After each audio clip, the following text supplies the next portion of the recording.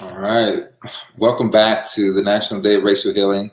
Again, my name is Jerry Hawkins. I'm the Executive Director of Dallas Truth Racial Healing and Transformation, where our mission is to create a radically inclusive city by addressing race and racism through narrative change, through relationship building, and through equitable policies and practices.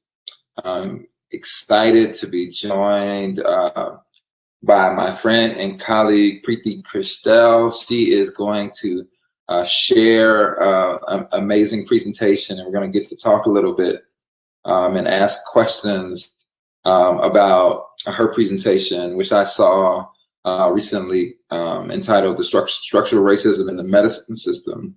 But let me give you a little bit of background about Priti. She is a veteran of the Global Access to Medicines movement, a graduate of NYU Law. She's worked as a lawyer in the United States and Switzerland before joining the Indian NGO Lawyers Collective in 2003.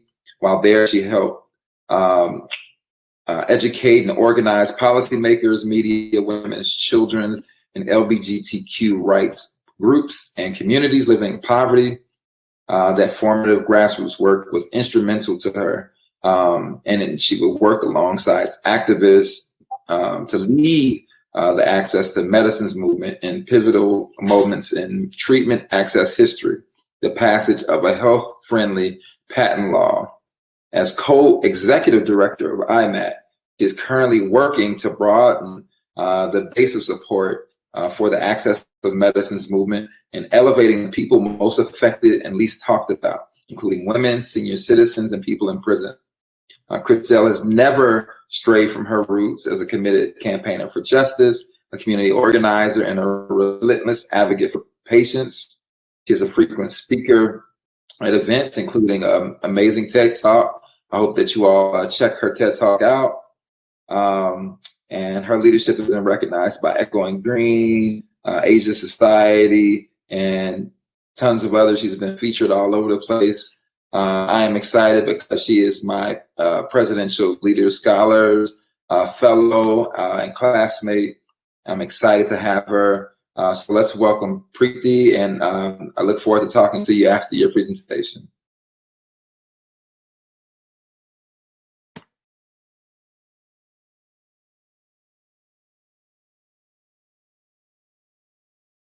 Can you see that, Jerry? I sure can. Okay, great. Well, thank you for that very kind introduction. It's really my pleasure to be here today. And as we talked about yesterday, this has been a month of really complex emotion. And I think it's only today that it's starting to sink in for me that tomorrow, Kamala Harris, who was born just a few miles from where I live here in Oakland, that tomorrow we're going to get to watch her, as the daughter of Jamaican and Indian immigrants, be sworn in as our vice president on a Bible belonging to Thurgood Marshall. It's all sinking in for me today. So with that, 2020 was really a crash course in educating Americans about public health. And it birthed yet again an urgent need for our country to grapple with racial justice and healing. The country has really never been more attuned to our global interdependence or to the power of innovation and equity. Never. Now, I see this as a once in a generation moment. We have the opportunity to build a more just and equitable medicine system that will serve all people. Now, in the US, we know that the pandemic is disproportionately harming Black and Brown communities. But globally, wealthy countries are hoarding the global vaccine supply and sitting on stock that the system can't administer fast enough. So that's leaving poorer countries with mostly Black and Brown people without a clear path to near-term survival. Now, the director of the World Health Organization said just this week, and I'm going to read this quote to you, more than 39 million doses of vaccine have now been administered in at least 49 higher income countries. Just 25 doses have been given in one lowest income country. Not 25 million, not 25,000, but 25. He is warning us that these structural inequities threaten our ability to collectively emerge from the global pandemic. Now, I see this as a legacy moment, a pivotal time when we can have impact for generations to come. My job today is going to be to give you a big picture view of the system that we're poised to transform, and then hand it over to Jerry to guide us through some of the more profound questions. How do we ensure that now and going forward, the medicine system and equitable access to medicines is a central part of any program for racial, economic, and social justice? And as you listen to my description today of the medicine system, I invite you to think very personally about where you fit in. What's your part going to be in seizing the moment? I want to make some meaning today and help us reconnect with our legacy. So for the next 20 minutes, I'm going to walk through the various parts of the medicine system. And I should confess here that the medicine system is a term that I made up, because we don't have a term that actually captures the system that's responsible for developing and distributing medicines. And I'm going to walk you through how racial inequity is perpetuated at every part of this system, with the hope that as you walk out of today, you believe that medicine's access is absolutely fundamental to addressing every other kind of disparity. So let's jump in. This system that we're going to talk about today has 7 parts, and at each part, structural racism is a bottleneck to people getting the medicines that they need. And we're going to start today with the idea of access on the far right, and we're going to go right to left, because we always start first with the people who are most affected. I'm going to kick us off by introducing you to my friend Felucio. This is Dr. Felucio Facoretti. He's a cardiologist in Mississippi who's fighting to change the fact that Black diabetics undergo diabetic amputations at triple the rate of other people. So why this disparity? There are many reasons for this, and access to medicines is one. Now, first, his patients have to make unthinkable trade-offs. State Medicaid restricts providers to only giving patients 6 prescriptions per month. And for those who don't qualify for government assistance, the drugs are often still unaffordable. So for Black patients in the Mississippi Delta, many of whom have cardiovascular disease, diabetes, and hypertension, this has life and death consequences. Think about an adult daughter, standing at the pharmacy counter, and she's trying to decide whether to treat her mother's diabetes or her hypertension that month. And then think about yourselves standing at that same counter, trying to make that same choice. Now, Congress has taken some important steps in the right direction by holding hearings on prescription drug costs. But most of these hearings have relied on the testimony of pharmaceutical CEOs. Congress also needs to hear from patients and providers, especially those of firsthand how lack of access to medicines rips people from their loved ones, bankrupts hardworking families, and fuels a system that works only for the most privileged. They need to hear from people like Felucio. Now, access is directly connected to healthcare delivery, which is the next part of the medicine system that I want to touch on. Delivery basically means the manner in which medicines actually reach people. There are, unfortunately, so many examples of medical providers diagnosing and prescribing differently for Black people. Studies have repeatedly shown that Black patients in pain are not guaranteed the best possible care when they walk through the doors of a hospital. No matter how dear the Hippocratic Oath is in theory to those in white coats who walk those halls. Now, none is as poignant to me as these examples that involve children. In a national study of 1 million acute appendectomies in young people, Black kids in severe pain were 5 times less likely to receive the optimal medication for their pain than those who are white. Their pain is just not taken as seriously, and it affects what medicines are prescribed. Now, these first 2 parts, access and healthcare delivery on the right, they show us how systemic racism affects the patient experience.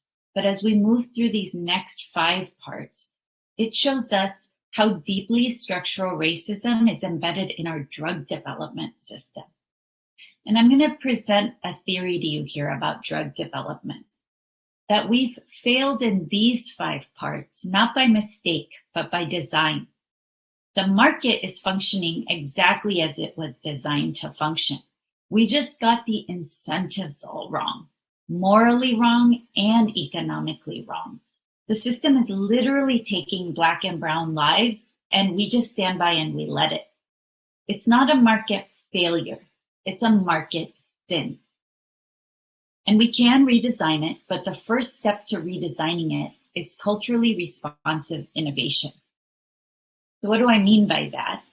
It's another made-up term, and it comes down to truly meeting the health needs of all people, particularly those who have been the most historically marginalized. It recognizes that our systems, including drug development, are not as objective as we think. And it's a way to make a more responsive, accurate market, because it's actually based on building solutions for people who need them, by people who need them.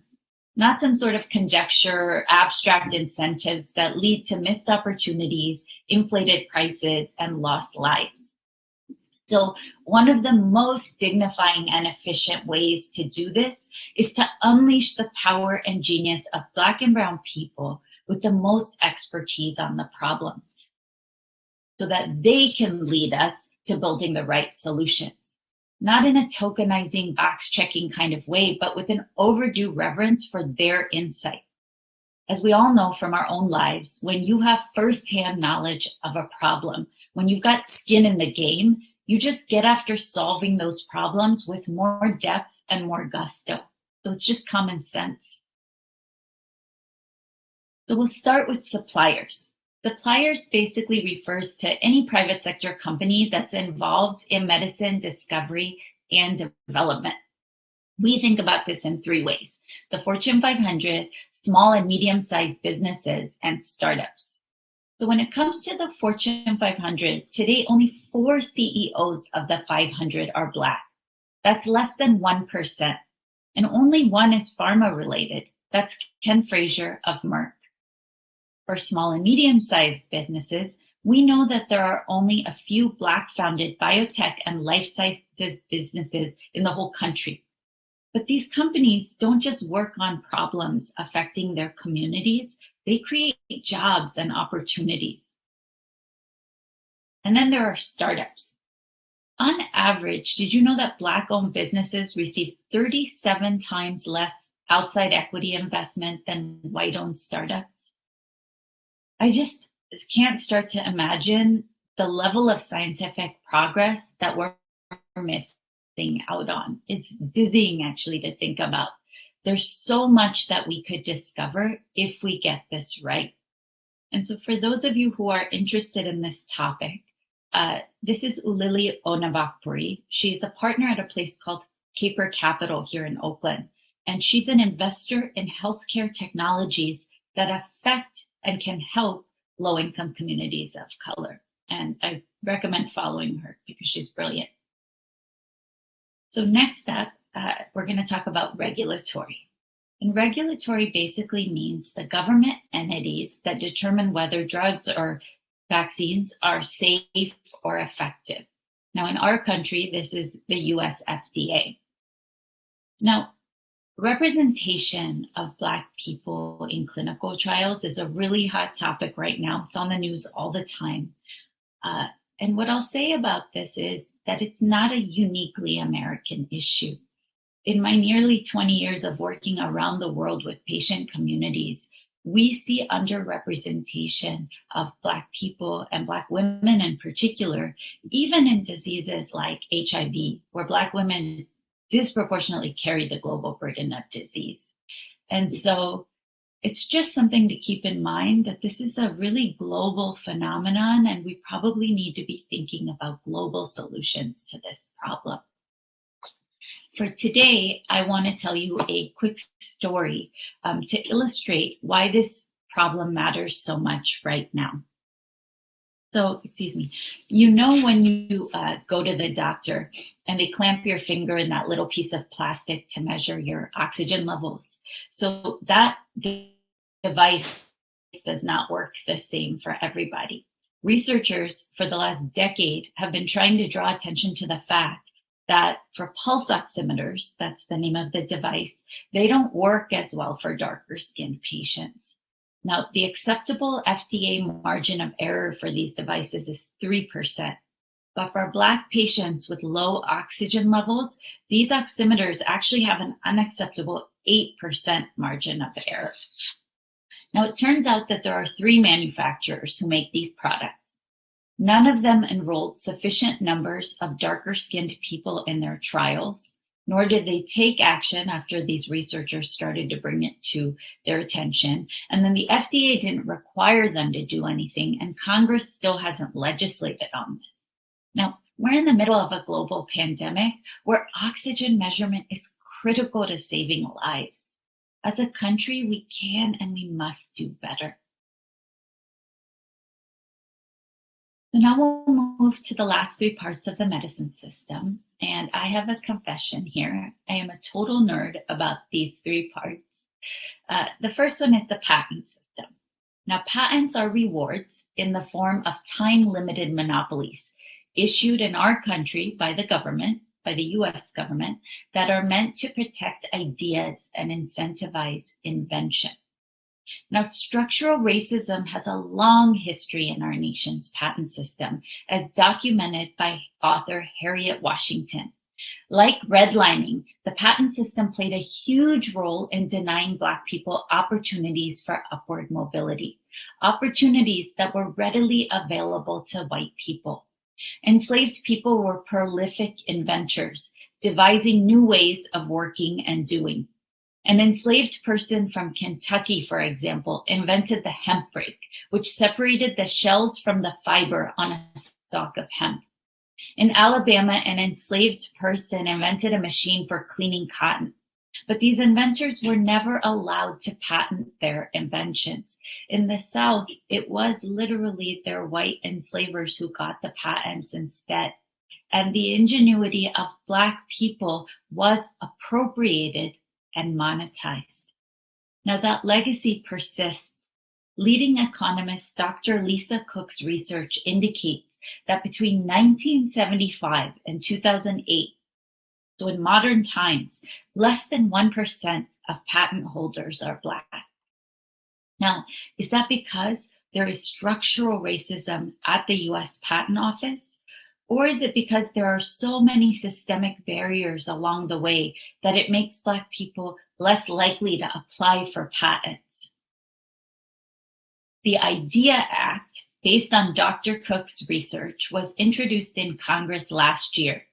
It would direct the US Patent Office to collect demographic data on who applies for patents, and then report each year on how these demographics are changing.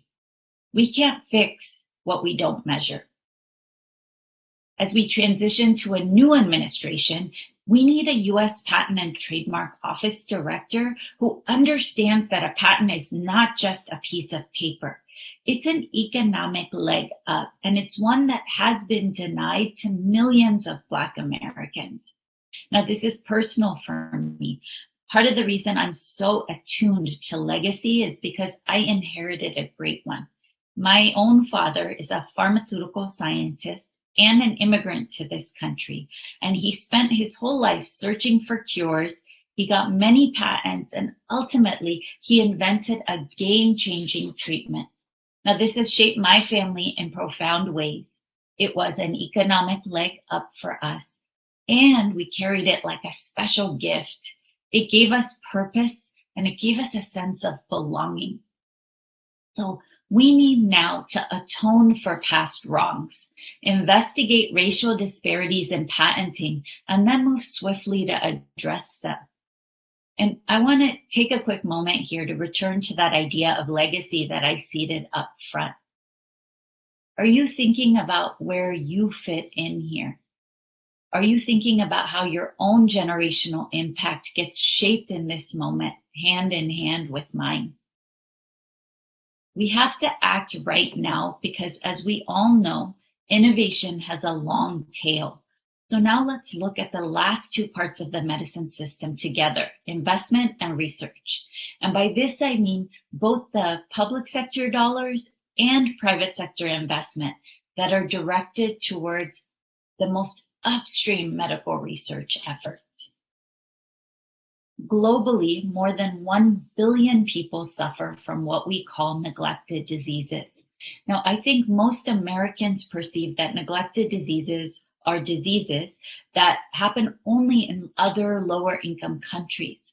But the truth is, an estimated 12 million Americans are living with conditions known as neglected tropical diseases, and largely in the South, actually, including a significant number in Texas.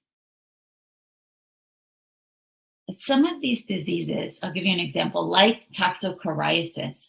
It's a parasitic worm. It makes its way into the brains of children, and it can impair mental development. Now, when you look at the R&D for these diseases, they are chronically underfunded. The market, which exists to maximize profit, it doesn't incentivize research in these areas because they affect poor people. And like I said, overwhelmingly, those affected are Black and Brown. So we have to think about what progress looks like. And I believe that progress is possible.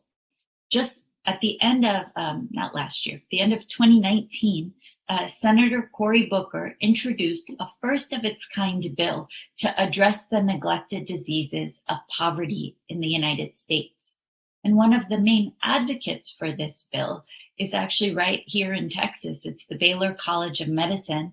And I'm throwing up Dr. Rogelio Mejia, who works in the pediatric side of neglected diseases. He's an expert researcher and a clinician, and he's quite literally fighting to save the lives and improve the health of millions of Black and Brown children. So again, I encourage you to follow him if you're interested in this issue. So I want to take you through another example. 2 articles came out last year comparing cystic fibrosis, which affects primarily white Americans, with sickle cell, which primarily affects Black Americans. Now, although cystic fibrosis affects 1/3 fewer people than sickle cell, it receives 7 to 11 times the research funding per patient. And when you look at philanthropic dollars, it's worse. It's a staggering $75 to 1 in favor of cystic fibrosis. So what's the result of this disparate funding? Not surprisingly, there are more research studies and there are more new drug approvals. 15 new drug approvals for cystic fibrosis since 2008 versus just 4 for sickle cell. So I want to unpack this with you for a minute. What are the factors that make drug development so inequitable? I'm going to offer you 5 today, 5 reasons. The first is market incentives. Now, some people call this market failures. They say, oh, the market doesn't work here in this one place. But the truth is that the incentives in the market don't align with outcomes like health equity for all people. The structural long-term work that is needed is to change that. The second factor is who gets funded. We know that Black scientific researchers should be getting twice the federal funding that they get from the National Institutes of Health compared to their white counterparts when you calibrate for education level and publications. And when you couple that with what gets funded, the situation doesn't look good.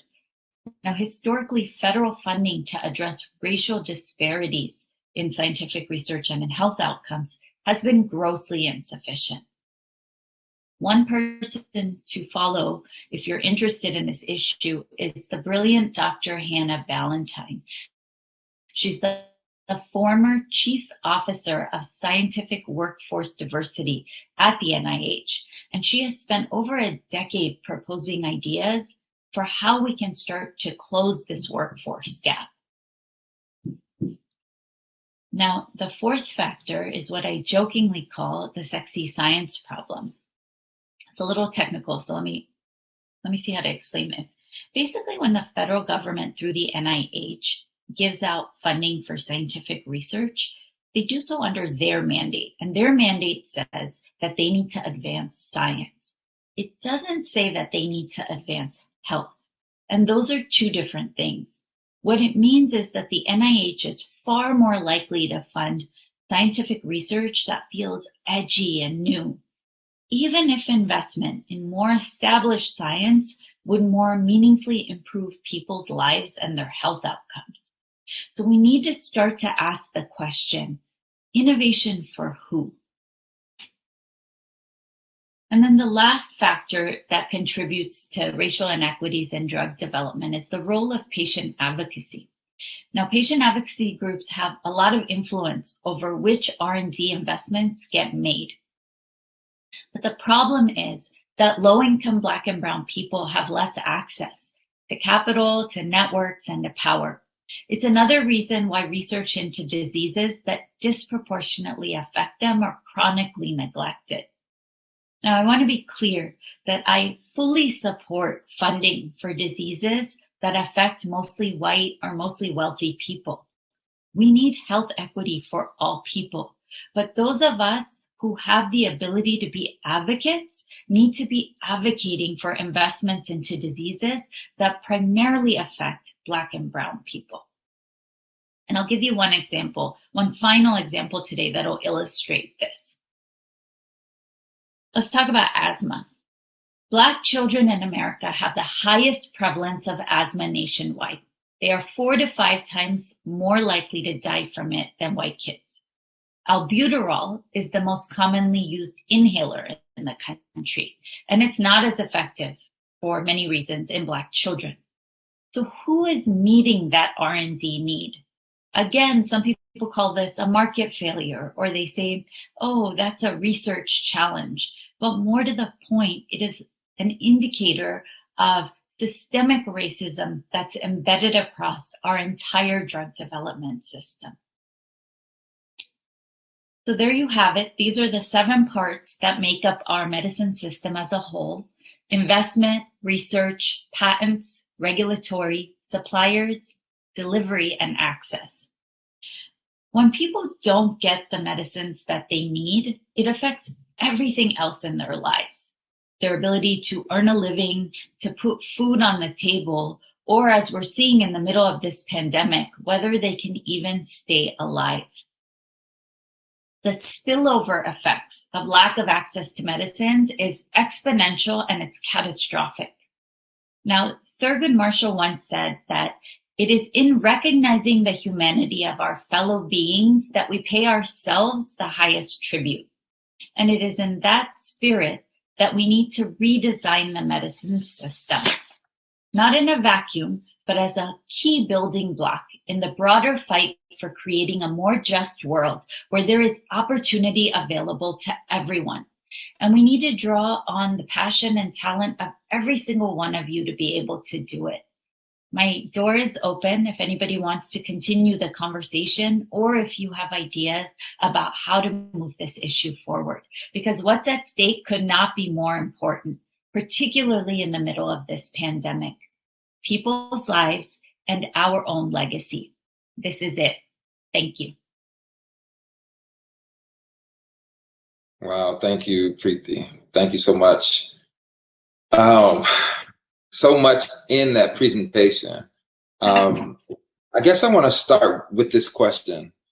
I recently did a presentation to the pediatric residents at UT Southwestern here in Dallas. And it was my second year doing this presentation.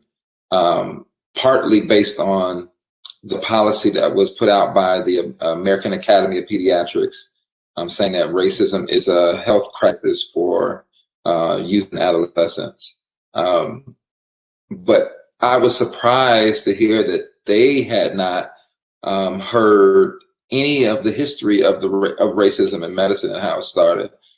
So when I saw your presentation and talking about this, this history of structural racism in medicine, I really wanted to know, this question from you, because I had seen so many ahistorical presentations on medicines, right? They talk about a lot of data and science, but not about how these inequities happen.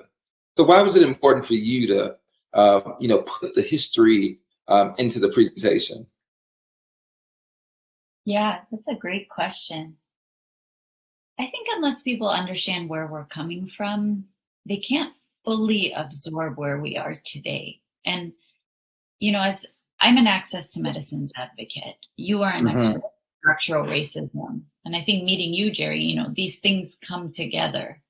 And I think in a lot of ways, we've had pioneers here in the US, people like Harriet Washington, who I mentioned, Dorothy Roberts, Camara Jones. Like, there have been just so many people who have been giving voice to structural racism in medicine, in the profession, talking about healthcare disparities, for example, in how doctors prescribe and how they diagnose, and really taking up that fight. But coming to the US about 5 years ago, after working in the global South, from India to South Africa to Brazil, Thailand, I've worked in many countries. Coming to the US, I was really struck that we don't have a movement here. It's not embedded in other movements to talk about medicines, which is slightly different. So I really started to take this up to say, how can we bridge these worlds? How can we bring, pharmaceuticals and vaccines and all of the inequities there into this larger conversation that advocates here have been trying to raise? And how can we really ground and locate it in the history? Because honestly, like when we're talking about moving forward, there's also another important dimension around decolonizing global health. So much of the way we approach healthcare in America, for example, let's look at how the COVID pandemic played out last March. We started really hearing about what was happening in European countries or what was happening in New Zealand.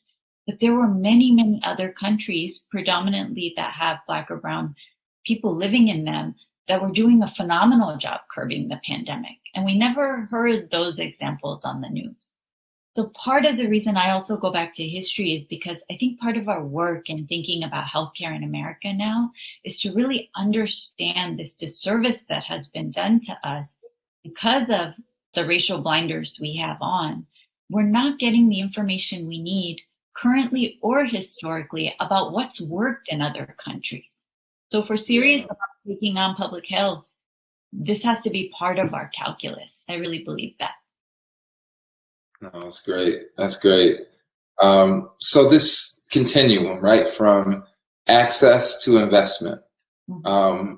When folks are thinking about like themselves as individuals and then thinking about institutions and obviously then the structure, where is the best way to use their influence? Like where are the access points?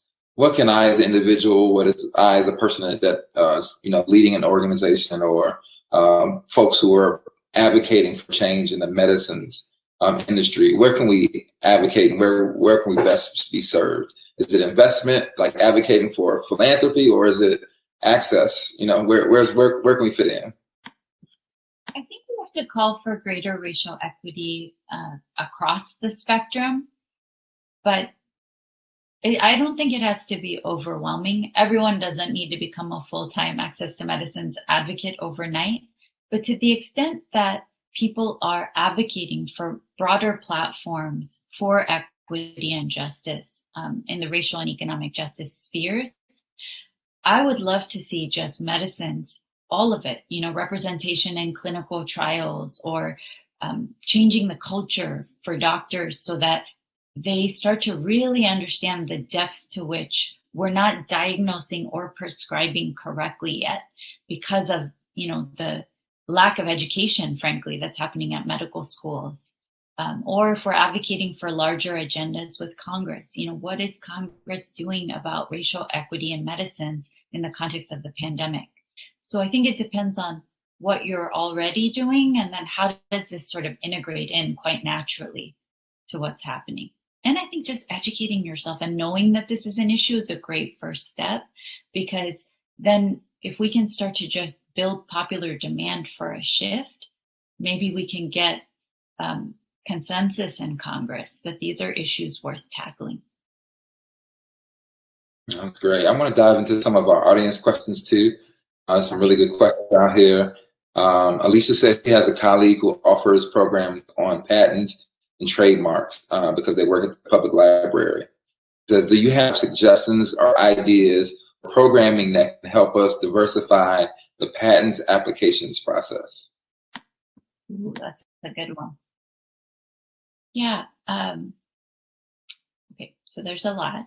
I think that I was mentioning, right, that we just don't have sufficient representation at the national level of applying, because patents are a federally administered right. So if you invent something, no matter where you live, you will be submitting an application, and that right that's given to you, that monopoly right, is going to come from the federal government.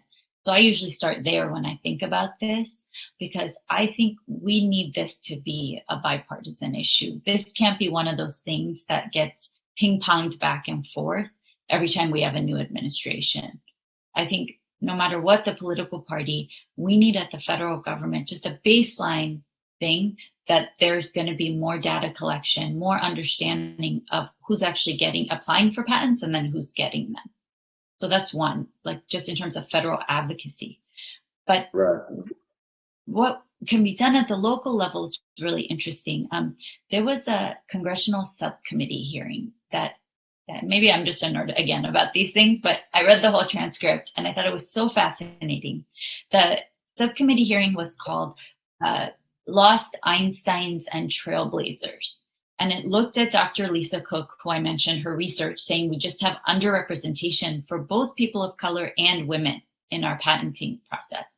And then they called on different people. They called on Dr. Patricia Bath. I don't know if you know her. She was the first, let me see if I get this right. She was the first Black physician to get a patent for ophthalmology for an eye care device.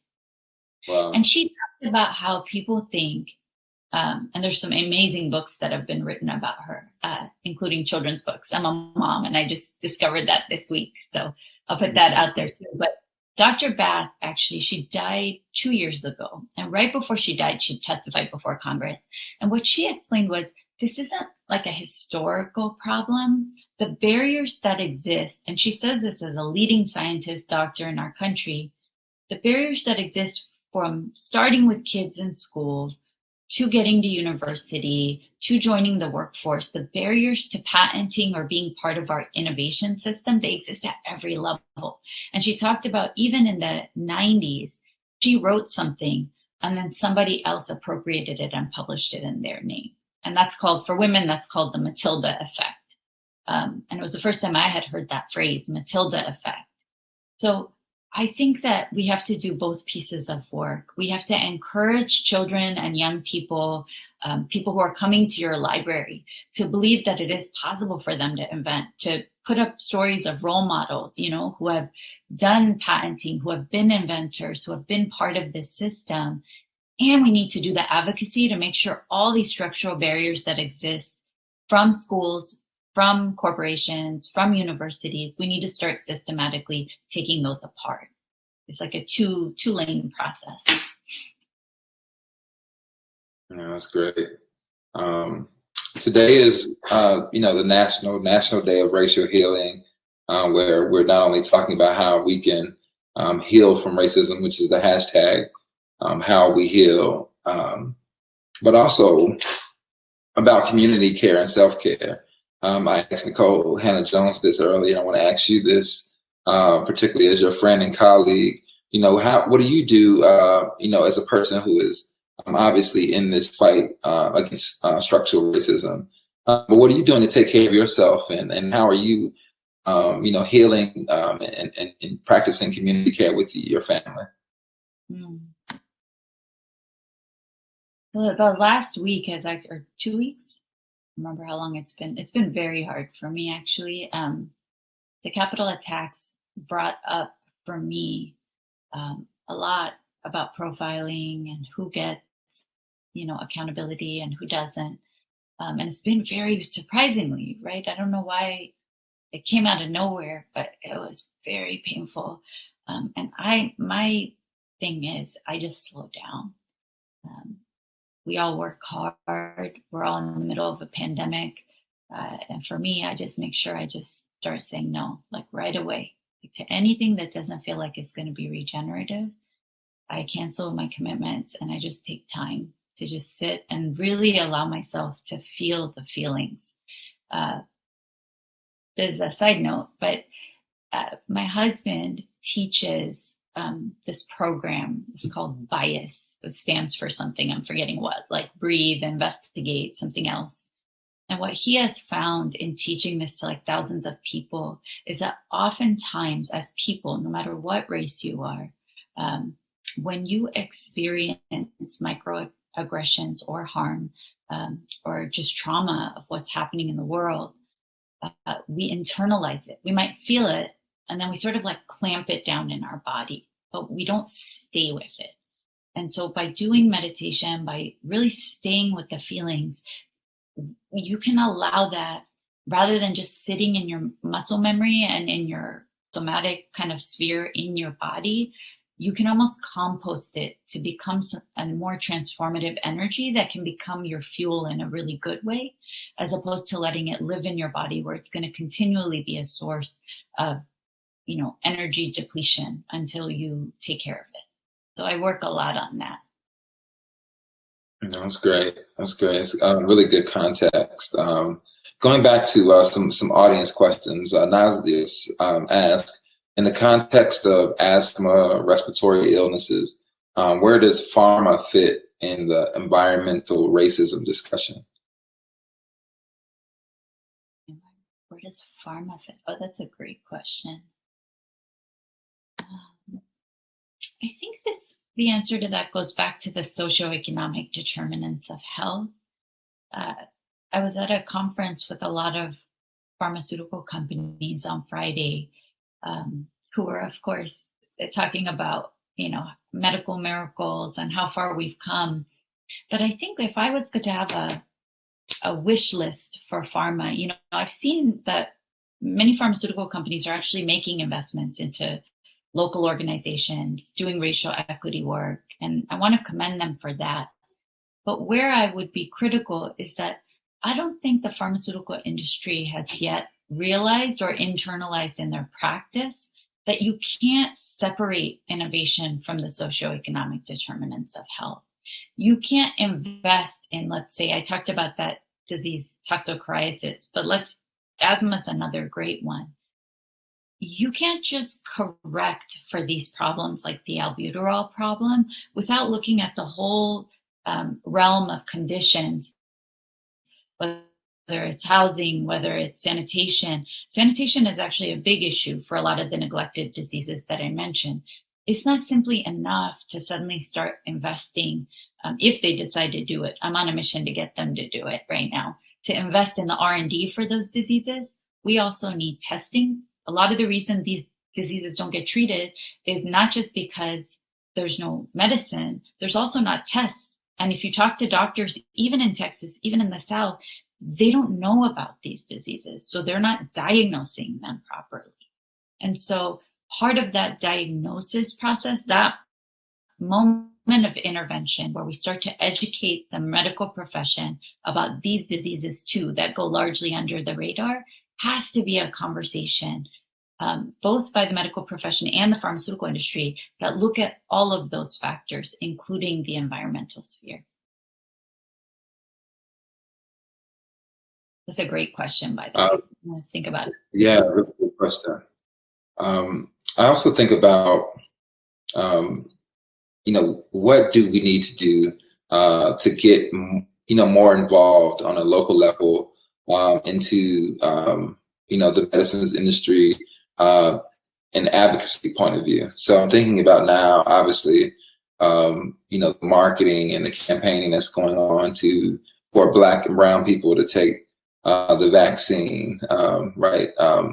First, obviously, it was our primary and essential workers, particularly our healthcare workers.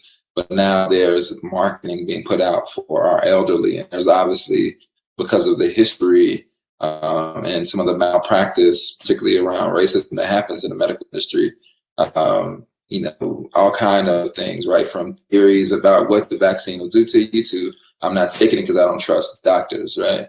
What can we do to be better advocates, whether it's from the medical side or from the consumer side, about things like vaccines that obviously will be life-saving, but there's this history that is there, I think we really have to hold our local, state, federal government, and industry and the medical profession accountable for distinguishing between crisis response and building a more long-term just and equitable system. All of the public health guidance that we have received over the last decade indicates, and I don't mean to alarm anyone, but this is not going to be the last pandemic, right? This is going to be the new world order in some ways. And so it is actually neglectful, in my opinion, in this moment of pandemic to be like, oh, we don't have Black folks in the trials. Okay, get out there. Let's figure it out. Let's get Black doctors to do this. And that's crisis response. We've done that in all the global pandemics, HIV, hepatitis C, avian flu, Ebola. There's this very knee-jerk response. And once the pandemic is seen to be under control, all of the intentionality and the thinking about the design of the system goes away. So I think the most important thing we have to do is to say, what is the long-term system you are building? And there have been some great articles, and I'm forgetting the authors' names, in the medical journals in the last 6 months, where they say trust building doesn't mean you just coerce communities to doing your agenda. Trust building means you say, medical profession or pharmaceutical industry, you do the reflective internal work of, why don't people trust me? And how do I actually take meaningful steps forward to account for the mistrust? Because right now the conversation in multiple spheres is, let's address the lack of trust by kind of giving community a full court press on this. And that's not a solution. In that vein too, and I'm wondering this next question, not only about our speaking out, particularly folks at Kaiser Medical School who were fired for teaching about medical bias. There was a professor in the South who was fired for speaking up against white supremacy. How do we as a community stand up for those like you, Priti, who are may not have their own organizations like you, but someone who may be working for an institution who wants to speak up against white supremacy at an organization or medical bias? How can we as a community speak up for them, protect them, and make sure that industries are being faithful to the promise of a lot of these statements they put out this summer about changing and acknowledging racism within their institutions, particularly around medicines? It's a great question. I think what people see as most effective right now is leveraging social media. So when there are inequities happening in institutions, what I'm seeing in the health world, if you're following people like Uche or Oni Blackstock, if you're following people like Esther Chu, these are all health equity leaders who are lifting up these instances for folks, really using their giant platforms to bring awareness. And then there's just many, many people who are following them who will then let the institution know how unhappy they are. I will say that somebody who's been an advocate for a long time, I want us to be careful about media. It's too easy to bring the heat using Twitter, let's say, and then for the institution to respond with some action they took, and then it's over. I think the real work that we have to do is actually engage with people at those institutions to deepen their understanding. I don't think people really understand how layered structural racism is. I know many of us, right, have deepened our understanding over time, or maybe have lived experience, living the disparities. But my experience, even with really well-intentioned folks, is that they don't understand how deep it goes or what to do about it. And I think for those of us who feel that we can serve in this capacity where it is not re-traumatizing us, I think it's a real privilege that we should really take up this mantle of continuing to midwife, continuing to educate, and bring more people into this movement. It's the only way we're going to affect bigger culture change in our country. I also asked this question of Nicole Hannah-Jones. I thought it was a really great question. But when your work is done, you also have a family. What do you want the legacy of your work to be? What do you want your legacy to be when you're done, with this work? Yeah, I've been thinking about legacy, like in the near term, like in the next 3 to 5 years, I want to do the thing that's going to do all the other things. And for me, it's that we're a transnational movement. Like, we have people all over the globe in so many countries, people who are living with HIV, hepatitis C, TB, who have over the last 20 to 30 years made huge changes on this issue. But coming to the US, I realized we don't have that here. And so if I had one wish of what I'd like to leave behind, even in the next 3 years, I really want to help build the next generation of Black and Brown advocates, and all advocates who really want to work on the structural inequity. And I'll say that, if I have to make a confession here, I've realized that I have really spent the last 20 years working within, the house, the broken system. I've used the legal system, for example. We are movement lawyers. We have filed many litigations against pharma and won. So we've put people on treatment. We've saved a lot of lives, but we're still using those tools in a really broken and inequitable system. My hope is I don't think I'm the person to figure out what happens next. I want to activate as many younger folks as I can who feel passionate about this, who are going to go forward and be even bolder than I was and that we were. And that's the legacy I'd love to leave behind. That's awesome. It's a great way to kind of close it out. Priti, can you tell us where we can find more of your work? Where do we need to follow you at, and what websites we need to check out? Yeah, I will pull back. Let me see if I still have my slides up. Okay. I can pull up the follow page. And then I think I put a lot of the folks I think I would love if you all followed into the presentation. And I do that a lot on Twitter. As I discover new people working on these issues in the US, I try to regularly lift folks up and try to bring their work to the attention of a broader public. So if you join our newsletter, that's the link that says imak.org/join, or you can follow us on Twitter. Especially me, I'm the one that will introduce you to more places where you can learn about the work. That would be great. Awesome. Dallas TRHT, the National Day of Racial Healing, we appreciate you, Priti, for being with us, for sharing your knowledge and your brilliance with us. I want you all to follow Priti and I-MAK Global. They're doing amazing work.